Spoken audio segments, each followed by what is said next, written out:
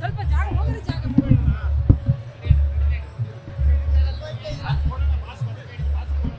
ದಯಮಾಡಿ ತುರಿಸಿ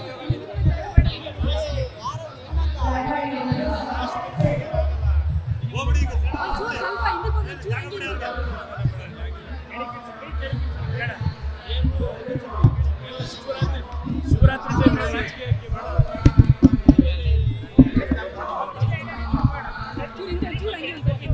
ಏನು ವಿಷಯ ಬೇಕು ಬರೋದು ಇದು ಗಲಾಟೆ ಒಳಗೆ ಅವರು ಬಹಳ ದಿನಗಳಿಂದ ಲಘುವಾಗಿ ಮಾತಾಡ್ತಕ್ಕಂಥದ್ದು ಗಮನಿಸಿದ್ದಾರೆ. ಈಗ ಅವ್ರು ಏನು ಟೀಕೆ ಮಾಡಿದ್ದಾರೆ, ನಾನು ಅದಕ್ಕೆ ಉತ್ತರ ಕೊಡ್ಲಿಕ್ಕೆ ಹೋದ್ರೆ ಅವರು ನನಗೆ ಕೇಳ್ಬೋದು, ನನಗೂ ಗೊತ್ತಿದೆ.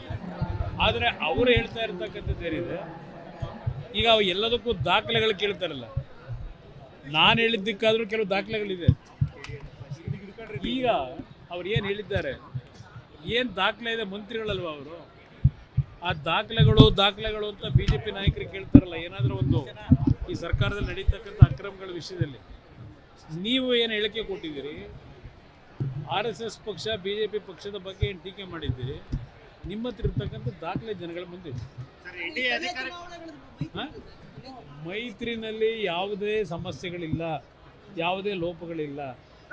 ವೈಯಕ್ತಿಕವಾಗಿ ಮಾತನಾಡ್ತಕ್ಕಂಥದ್ದನ್ನ ಯಾರೋ ಅದಕ್ಕೆ ಹೆಚ್ಚಿನ ಪ್ರಾಮುಖ್ಯತೆ ಕೂಡ ಅವಶ್ಯಕತೆ ಇಲ್ಲ. ಯಾವ ವ್ಯಾಪ್ತಿ ಅಲ್ಲ, ಕರ್ನಾಟಕ ವ್ಯಾಪ್ತಿ, ದೇಶದ ವ್ಯಾಪ್ತಿನಲ್ಲೇ ನಾವೀಗಾಗಲೇ NDAನಲ್ಲಿ ಸೇರಿರ್ತಕ್ಕಂಥ ಹಿನ್ನೆಲೆಯಲ್ಲಿ ಇದು ಯಾವುದೋ ವಿಷಯಗಳು ಪ್ರಮುಖವಾಗಿ ಬರಲ್ಲ.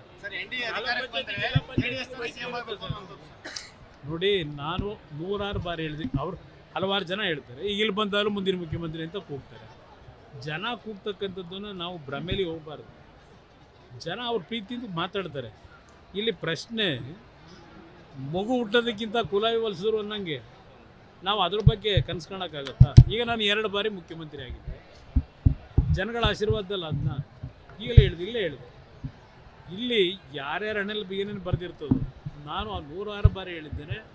ನನ್ನ ಮೊದಲನೇ ಆದ್ಯತೆ BJP JDS ಪಕ್ಷಗಳು ಇವತ್ತು ಮೈತ್ರಿಯನ್ನು ಮಾಡಿರೋದು ಇಂಥ ಒಂದು ಕೆಟ್ಟ ಪರಿಸ್ಥಿತಿಯಲ್ಲಿ ಇರತಕ್ಕಂಥ ಸರ್ಕಾರ ತೆಗಿಬೇಕು ಅಂತ. ಇದು ನನ್ನ ಮೊದಲನೇ ಆದ್ಯತೆ. ಮುಖ್ಯಮಂತ್ರಿ ಸ್ಥಾನ, ಅಧಿಕಾರ ಸ್ಥಾನ ಮುಖ್ಯ ಅಲ್ಲ. ಈಗಾಗಲೇ ನೋಡ್ಬಿಟ್ಟಿದ್ದೀನಿ, ದೆಹಲಿನೂ ನೋಡಾಗಿದೆ, ಕರ್ನಾಟಕನೂ ನೋಡಾಗಿದೆ. ನನಗೆ ಅದು ಮುಖ್ಯ ಅಲ್ಲ, ಈ ರಾಜ್ಯ ಮುಖ್ಯ. ಈ ರಾಜ್ಯ ಉಳಿಬೇಕು. ಅದಕ್ಕೆ ಇವತ್ತು ಒಂದು ಉತ್ತಮವಾದಂಥ ಜನಪರವಾದಂಥ ಸರ್ಕಾರ ತರಬೇಕು. ಅದು ನನ್ನ ಮೊದಲನೇ ಆದ್ಯತೆ. ನಾನು ಅದಕ್ಕೆ ಅವಕಾಶನೇ ಕೊಡಲ್ಲ.